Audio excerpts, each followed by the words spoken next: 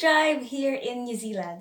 Well, that depends if you have a current and valid overseas driver's license. In my experience, when I moved here in New Zealand 8 years ago, I didn't have a Philippines driver's license. I didn't know how to drive, so I had to start from scratch. On this video, we'll talk about step-by-step information on how you can get your New Zealand driver's license. Hi everyone, my name is Veronica. On this channel, I provide weekly tips and tools for nurses moving to New Zealand. So if you're new in this channel, please consider subscribing.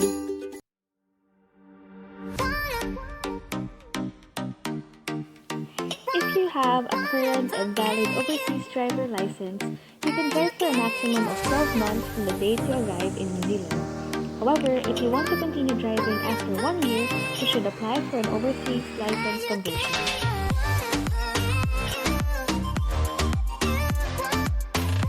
If you don't have a current and valid overseas driver's license, you must apply for a New Zealand driver's license.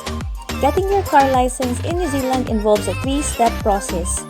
As you progress through the stages, you gain a new license with fewer requirements and more responsibilities. It's an approach that ensures all fully licensed drivers have the skills and experience to drive safely on New Zealand roads.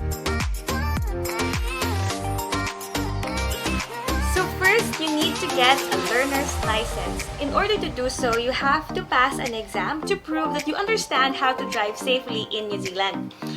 In order to best prepare yourself for this exam, you can read the road code, New Zealand road code, or this information is also available online, so you can check that out as well. The Learner License Theory Test is a computer-based 35-question multiple-choice test about road rules and safe driving practices. You'll need to get at least 32 questions right in order to pass.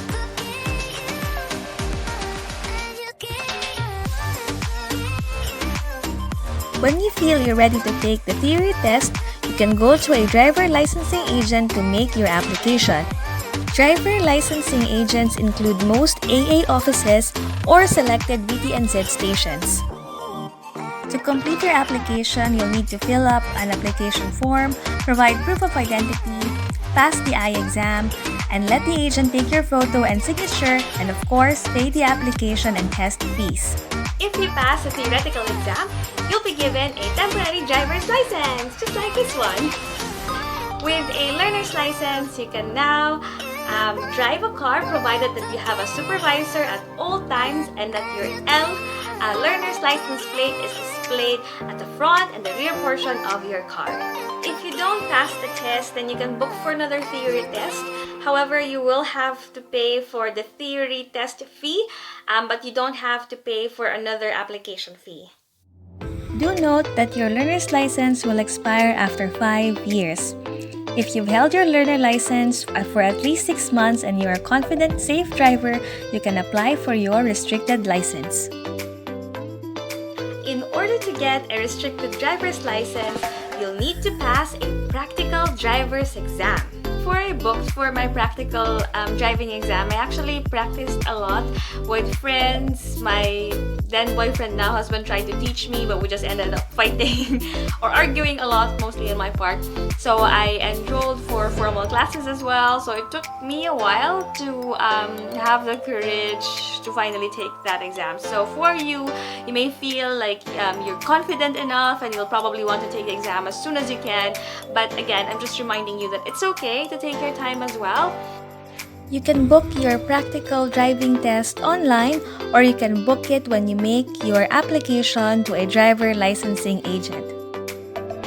To do so, you'll need to fill up an application form, provide proof of your identity, pass the eye test, let the agent take your photo and signature, and pay the application and test fees.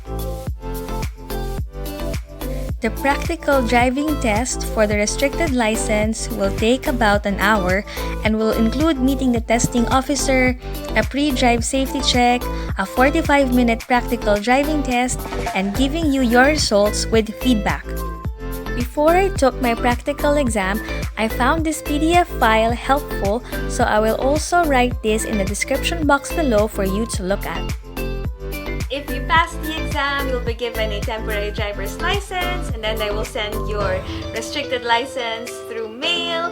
And then just remember, there's still some restrictions with this license. So although you can drive on your own from 5 a.m. till 10 p.m., outside of those hours, if you are driving, you need to have a supervisor with you.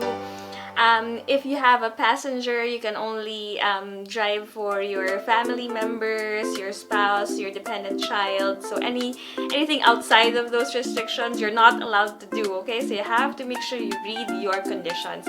And before I forget, if you took the exam using an automatic car, you're only allowed to drive an automatic car, okay? So just, again, read your conditions, huh? Don't do anything outside of your conditions. Your restricted license will expire after 5 years. If you've held your restricted license for long enough and you're a confident, safe driver, you can apply for your full license. There is a minimum time required for you to hold onto your restricted license before you can get your full license. For drivers under 25 years old that have completed advanced driving course, they must have held their restricted license for at least 12 months before they can get a full license. If not, then they must have held the restricted license for at least 18 months.